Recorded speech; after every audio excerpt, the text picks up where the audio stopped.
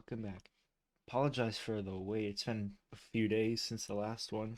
Got caught up in a bunch of stuff and I wasn't able to be on my electronics. But we're back now and I'm gonna try to get the last two videos out today, which is Friday. So hope you'll enjoy. Rejected room. This is where we keep this is where we keep products that were designed and developed but didn't meet Playtime Co.'s high standards. Don't include this room on tours. People don't want to see our failed ideas. But it's important we keep a record of these things so we don't repeat our mistakes. And who knows, sometimes yesterday's failed ideas can inspire tomorrow's stroke of genius. Let me turn my volume down on my headphones a little. There we go. There's an elevator platform at the end of this room. Don't overload this platform. If anything too heavy is placed on it, the platform will not rise until the excess weight is removed. And the weight they're talking about is the brawn, which I don't think is in this picture, but this is the rejected toys room. If you do need to move anything heavy, this room is equipped with a crane that runs along a track on the ceiling. You can use your grab pack to move this crane into position, and use the grab pack's green hand to get power and transfer it into the crane. It's to the crane. Memo. From Security to Human Resources regarding Richard Lovitis, which is, I don't know how to, Lovitis, I think? I don't know. Which is, Richie. He's been in all three chapters on the VHSs.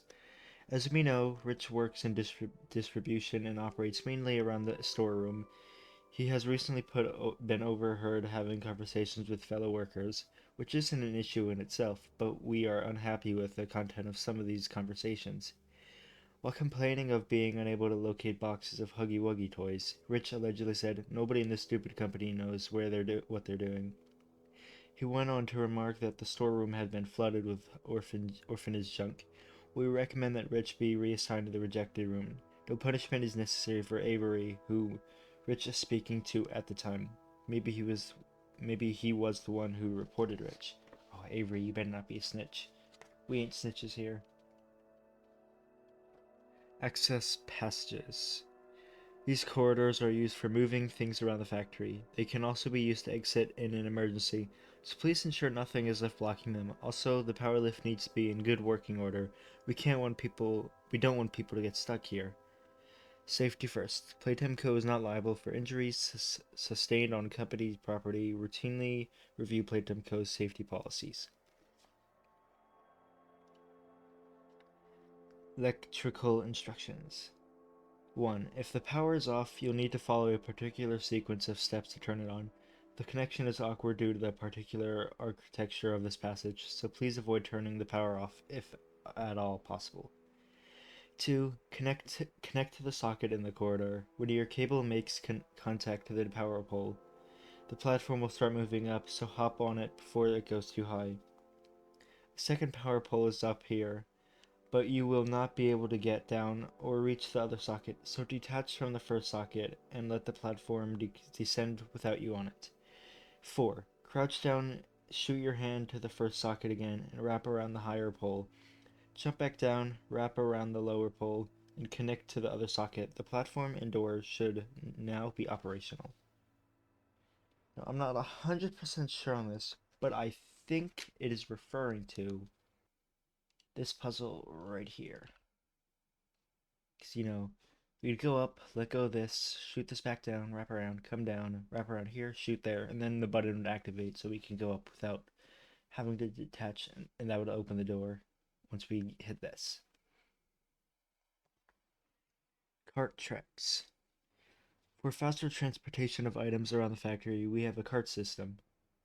Again, visitors are to be reminded these carts are not for riding in. You can easily move carts around by using your grab pack. Some of our employees have given names to the carts.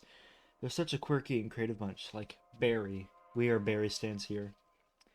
Yeah, it couldn't be because they're bored out of their minds, and because the weird atmosphere of this place is driving them slowly insane. Life is full of surprises. Employees suffering from any sort of cardiac arrest must ensure that management is fully informed. Sounds pretty serious. Let's picture a Boxy Boo. Another electrical instructions. 1. A series of grills are installed on the tracks and in the corridors. Here for safety and security reasons, some of these grills can be opened by using the green grappack hand to take and apply electrical charge. By walking around the corridors, you can get onto the other side of the first two grills and open them up by operating the levers. 3. The third grill can be opened by powering up the sockets on either side of it. Get a charge from the first socket and bring it back to the final grill, but don't put it in either of the sockets by this grill. 4.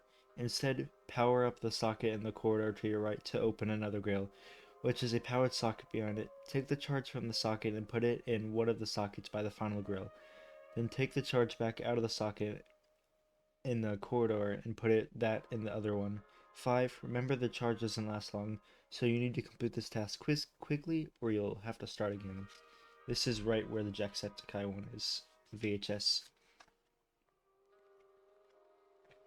Water treatment room. The factory has its own water treatment facilities. Do not drink the water here or allow visitors to drink the water. Above all, no swimming is permitted in the water treatment room. This is for your own good as well as everyone else's. Using the controls, you can rotate the two sections of walkway to make a bridge over the water tank to get where you need to go. It's very simple. Please do not hit the buttons repeatedly as the mechanism may be damaged. This is just all notes. Don't know what's behind it, unfortunately. Yeah, this happened. Now the button that rotates the bottom section 90 degrees also makes the top section rotate 45 degrees, so it's impossible to make a bridge to the game station door. No matter how many times you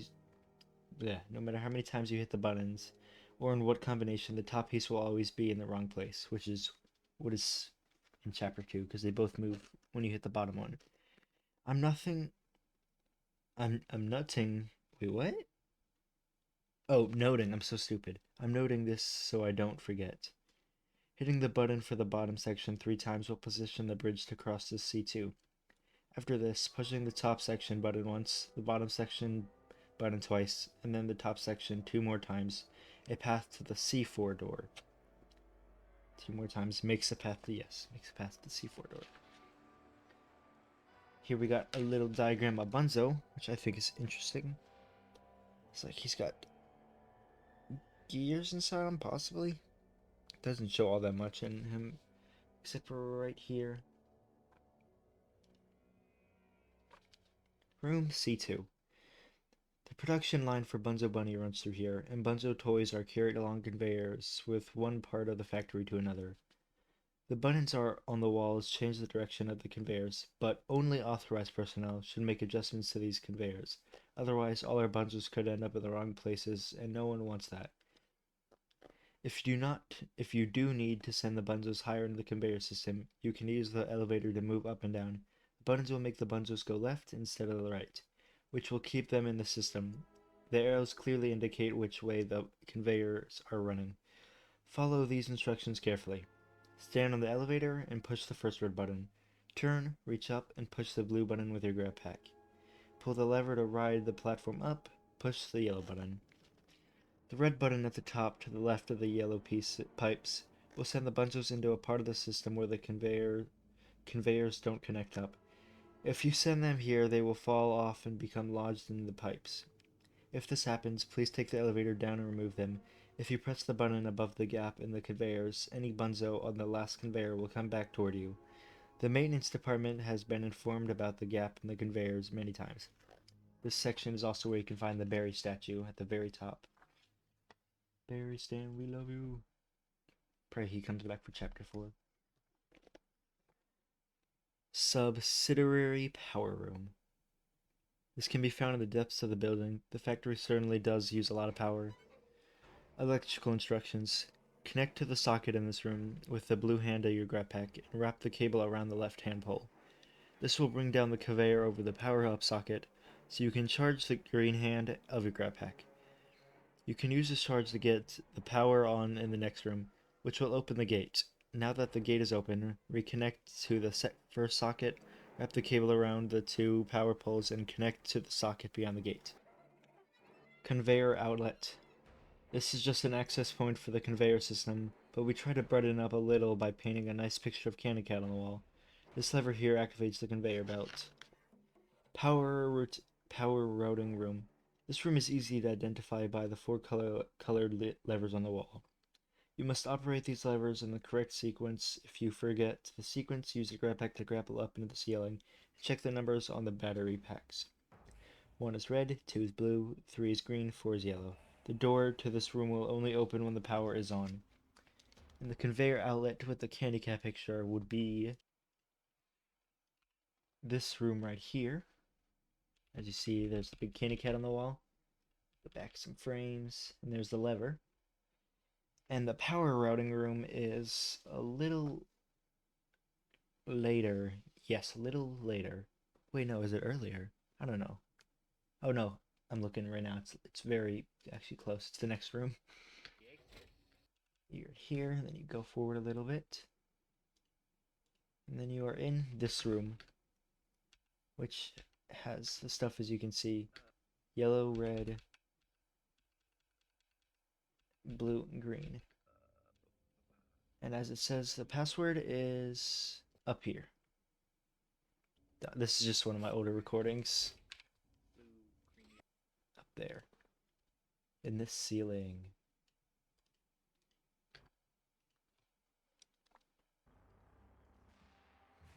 Hot surface? Don't touch. Any personnel or equipment damaged by heat must be reported immediately. Yeah, don't touch that with your bare hand either. Incineration room. The furnace here has lots of uses. It's mainly for heating and shaping metal components, but it also helps heat the factory, and like any normal company, from time to time we need to burn stuff and ensure it's never seen again. Suspicious. If your supervisor or any senior member of staff asks you to burn something for them, don't ask questions. Just head down to the furnace and get burning. And don't bring visitors down here unless they're giving you a lot of trouble. Just kidding. But seriously, don't bring them down here. That's funny. They're just telling you to burn the visitors if they ask you many questions. Obviously, don't walk into the furnace, but if you do somehow find yourself in there, stay at the far end of it until the flames die down, and you should be safe. Please note that Playtime Co. accepts no responsibility for injuries sustained by employees who walk into the furnace, and we actually hide in the back of the furnace in one of the mommy chase scenes, which is the first, like, two, I think. Maintenance notes. The main gear in the machinery here wears out easily. If you need to make a new one, the gear mold should be stored on the shelf. You can climb the steps to the mold slot on the molding machine and insert the gear mold into it. Use your green grab pack to hand to take a charge to the socket by the furnace, which will light it. Wait for the flame to die down, then take the new gear and insert it into the mechanism on the opposite wall. Danger. Grinder room. The grinder is used to break up large pieces of waste before they're disposed of. And whoa, it is super dangerous. When it is not in use, the power should be disconnected, because otherwise this is just a lawsuit waiting to happen. Anyone going near it risks getting their limbs caught in the grinder, which will draw them into it. A great way to get rid of anyone you don't want around. We're joking, of course. It would be a terrible tragedy if anybody got caught in the grinder. Now, if you know anything, and I mean anything about Poppy Playtime, it's the mommy death scene. And she got killed by the grinder. Because that's like basically the most famous scene in the franchise right now. Mommy just getting crushed. Sewer system. This is obviously a necessary part of the factory, but please do not use it as a way of getting from one part of the factory to another. Even if you are in a hurry, there are grapple bars in this area, but they are only to be used in an emergency. Only use them if you have become stuck in the sewers by circumstances beyond our control. Which I don't actually think we've been to. I might be wrong, but I don't remember that. The only sewers we've been to is the Woolog, which is the Huggy Pit from Project Playtime, which they unintelligently removed for Phase 3 or Phase 4. I think it's Phase 3. Hope they bring it back in Phase 4. Just revert the whole update. That thing was not a hit. That thing was not a hit. It was a far miss. Bayo 9. This is located behind and under the game station and contains many essential pipes and wires. We are currently compiling a guide to what all these do and when and where they go, because we're not actually sure that God, that's not good. You don't even know where your own pipes go and wires. Connect Contact the maintenance team if you'd like to volunteer to help. The train station. The train is a joyous way to end any trip to the game station. Once the day's fun is done, orphans can be escorted onto the train and sent back to plate care. As a security feature, the train can only be operated with the use of a unique code. It's definitely a unique code. Now this is where the book gets really interesting. We start to see really good things, especially on the next page. Play care. It's not enough to say you care. You have to show it. Becoming one of the world's leading toy brands is all very well, but the achievement that makes us most proud of our Play Care program, the work we do here really makes a difference to the lives of children who otherwise wouldn't have had much of a chance in life. Elite Ludwig founded Playtime Co. in 1976 with the aim of creating a state-of-the-art child care system for orphans. It's a home that takes care of all their needs: play, education, and if necessary, treatment for trauma. There's no need for them to leave ever. The trauma is where they take care of that is the council office, obviously. We hope to provide opportunities for our orphans to remain in the Playtime family and work at the factory. We strive to identify their potential and do what we can to help them achieve it. And when they say work at the factory, they mean, turn them into toys.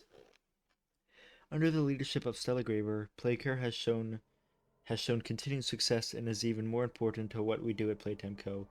Our Playcare orphans learn from us, and we learn a lot from them too. We're sure you'll understand the orphans' welfare must be our top priority, and so access to Playcare will only be given to employees who have passed our strict background checks. The note says they are very careful about not letting employees outside Playcare and the game station talk to the orphans. I guess if employees get to know the orphans, they might notice when one of them suddenly isn't around anymore. And now the awesome stuff begins. I don't like Catnap and his friends. I see him everywhere. I cannot escape him. I do not know what's behind it. This is not in like chapter 3 or anything. This is new. And the next page just gets even more new stuff. Progress report. Experiment 1186. Bobby Bear Hug. Smiling Critters. Bigger Body Initiative.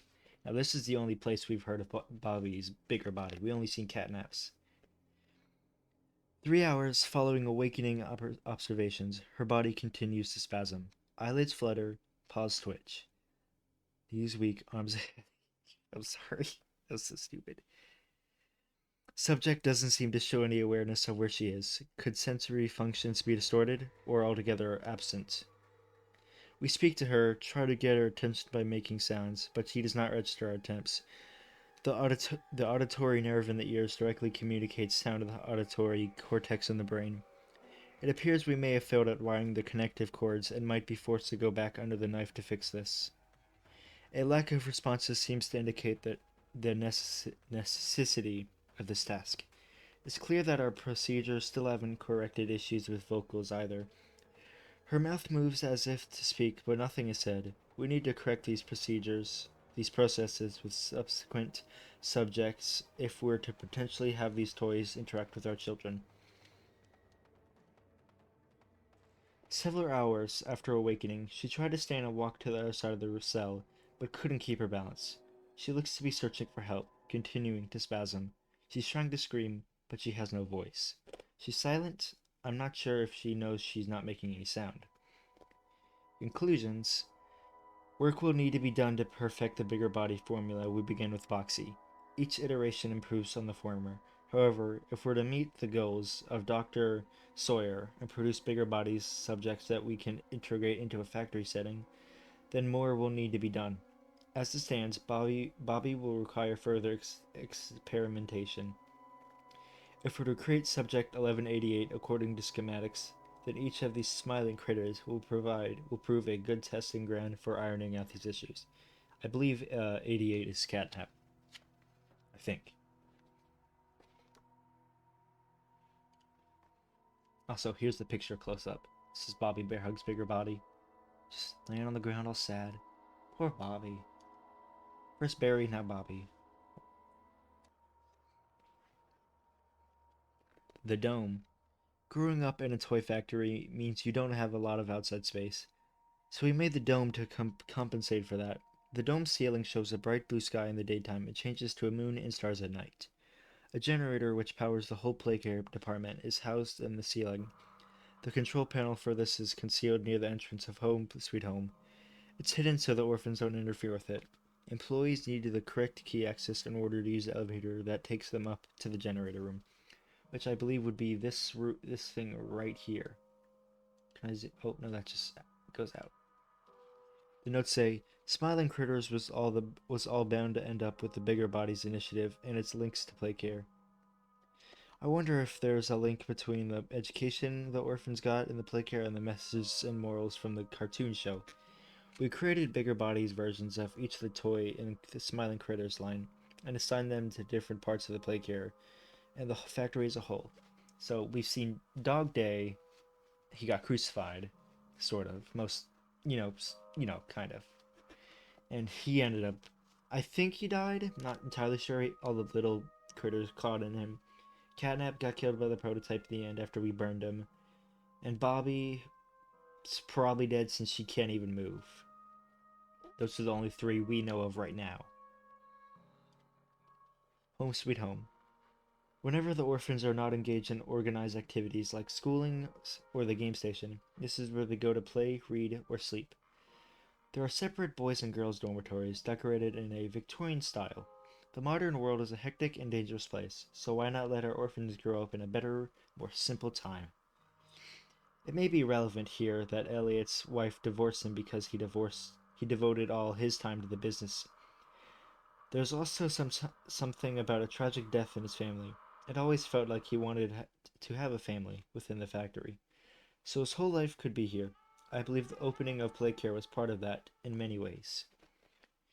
Some of the children who live here have come from difficult backgrounds and have trouble getting to sleep at night, which can keep the other children awake. We create an environment where they are guaranteed a good night's sleep, leaving them fresh for the next day of activities. When they say guaranteed, they mean they just knock them the hell out with the gas. Like a frying pan treatment. Bam! The red smoke. The gas dubbed the red smoke has been applied to the Playcare's residents each night. The aim is greater than merely easing our counselors' workload by ensuring children keep through every night. We also want to give them better quality sleep. Our observations are very positive, suggesting sleep under red smoke not only gives more energy, but it also improves brain functions during sleep. Children show increased memory retention and better emotional processing of the day's events. This can help them achieve their potential. Problems have been observed in a select few individuals, such as intense nightmares and sleepwalking, accompanied by unusual heart activity, dilated pupils, severe hallucinations, chills, and nausea. In light of these side effects, we have discussed whether or not to go on using red smoke. Opinions are divided, but the general feeling is the pros outweigh the cons. Toy Store, which we never actually got to go in Playcare, which I believe in a beta test that was where the prototype shrine was going to originally be, but then it was moved to the outside, and they just cut off the Toy Store. Unfortunately, the orphans are permitted access to the toy store to select toys of their own, choosing from the full Playtime Co range. Free choice and identification with particular characteristics is important. Our older orphans may feel they have outgrown Playtime products, but they are to be strongly discouraged from this notion. Their attachment to our characteristics, or not our characteristics, to our characters and products should be maintained while they are living here, and we also discourage them from making dark interpretations of our characters. Nobody leaves without a toy, with a silhouette of Huggy Wuggy in front of the Playtime Co. factory. Now, how many? We have about 24 pages left, so I'm going to end this here and finish the next one in the next video, starting at this one. So I hope you all enjoyed, and I'll see you then. Bye-bye!